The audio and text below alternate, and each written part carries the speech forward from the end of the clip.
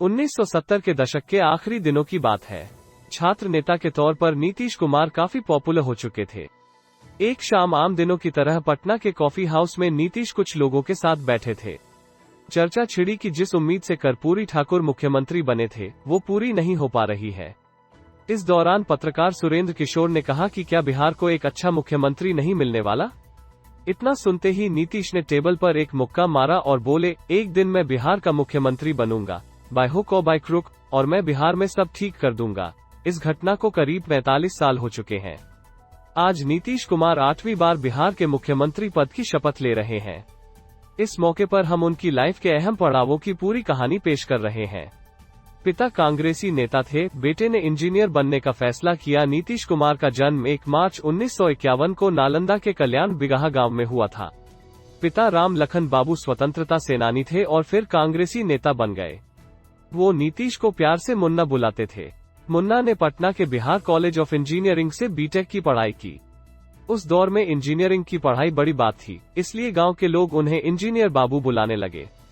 Engineering college में नीतीश के classmate रहे अरुण सिन्हा ने अपनी किताब Nitish Kumar the rise of Bihar में लिखा, कॉलेज के दिनों में नीतीश कुमार राज कपूर की फिल्मों के दीवाने थे। उन्हें 150 रुपए की स्कॉलरशिप मिला करती थी, जिससे वो हर महीने किताबें मैगजीन खरीद लाते थे। पढ़ाई पूरी होते ही नीतीश कुमार ने बिहार बिजली विभाग में नौकरी ज्वाइन कर ली। हालांकि इस नौकरी में उनका मन नहीं लग रहा था। दरअसल पढ़ाई के दौरान नीतीश ने छात्र नेता के तौर पर अपने राजनीतिक करियर की शुरुआत कर दी थी। उनका मन वहीं रमता था। विचारों के पक्के, दहेज लेने पर पिता से ही कर दी थी बगावत। पटना के मगध महिला कॉलेज में नीतीश के पड़ोसी गांव सियोधा की एक लड़की पढ़ती थी। नाम था मंजू कुमारी सिन्हा। एक दिन किसी कॉमन फ्रेंड के जरिए दोनों की मुलाकात हुई। धीरे धीरे दोस्ती प्यार में बदल गई और दोनों ने शादी का फैसला किया। मंजू के पिता को जाति की वजह से ऐतराज था। मंजू ने समझाया कि लड़का इंजीनियर है तो वो नीतीश के घर रिश्ता लेकर पहुंचे। घर वालों ने मिलकर 22,000 रुपए दहेज पर रिश्ता तय कर लिया। नीतीश को दहेज की बात पता चली तो वो पटना से भागे भागे पहुंचे।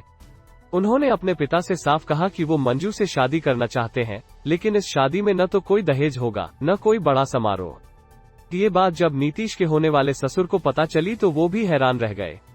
उन्होंने कहा कि हमें आंदोलनकारी लड़का नहीं चाहिए। नीतीश कुमार ने धर्मयुग पत्रिका को दिए एक इंटरव्यू में अपनी आत्मबीती सुनाई तो साहित्यकार फणीश्वरनाथ बहुत प्रभावित हुए। रेणु ने इतने अच्छे विचार रखने वाले नीतीश से अपनी बेटी की शादी का प्रस्ताव रख दिया था। हालांकि नीतीश और मंजू के प्यार के सामने दोनों परिवारों को झुकना पड़ा। 22 फरवरी 1973 में नीतीश कुमार ने अपनी प्रेमिका मंजू कुमारी सिन्हा से कोर्ट मैरिज की। ये किस्सा पत्रकार और लेखक संकर्षण ठाकुर ने अपनी किताब द ब्रदर्स बिहारी में लिखा है। जेपी आंदोलन के बाद बदला करियर। 19 महीने जेल में रहे। 1974 से 1977 के दौरान बतौर छात्र नेता नीतीश कुमार ने एंटी इमरजेंसी मूवमेंट में हिस्सा लिया, जिसका नेतृत्व जयप्रकाश नारायण कर रहे थे। उन्होंने 19 महीने जेल में भी बिताए।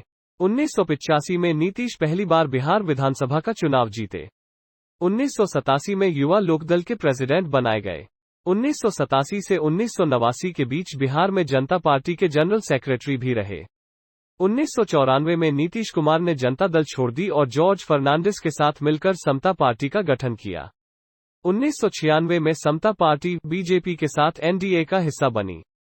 1998 से 2004 के बीच अटल सरकार में नीतीश रेलवे, ट्रांसपोर्ट और एग्रीकल्चर मंत्रालय संभाला। 2000 से 2010 तक बीजेपी के समर्थन से 3 बार सीएम बने। नीतीश 3 मार्च 2000 को बीजेपी की अगुवाई वाले एनडीए के समर्थन से पहली बार बिहार के मुख्यमंत्री बने, लेकिन बहुमत साबित नहीं कर पाने की वजह से 7 दिन बाद ही 10 मार्च को उन्हें इस्तीफा देना पड़ा। तब एनडीए ने 151 सीटें और लालू की आरजेडी ने 159 सीटें जीती थी, लेकिन दोनों ही बहुमत के लिए जरूरी 163 सीटों से दूर रह गए थे। नीतीश कुमार की समता पार्टी ने 2003 में शरद यादव की जनता दल के साथ अपना विलय कर लिया। हालांकि नीतीश ने बीजेपी के साथ अपना गठबंधन जारी रखा। इस विलय से जनता दल यूनाइटेड का गठन हुआ, जिसके मुखिया बने नीतीश कुमार। नीतीश ने 2005 विधानसभा चुनावों में बीजेपी और उसके सहयोगी दलों के साथ मिलकर चुनाव लड़ा और पूर्ण बहुमत हासिल करते हुए 24 नवंबर 2005 को दूसरी बार बिहार के मुख्यमंत्री बने। नीतीश ने बीजेपी गठबंधन के साथ मिलकर 5 साल तक सरकार चलाए।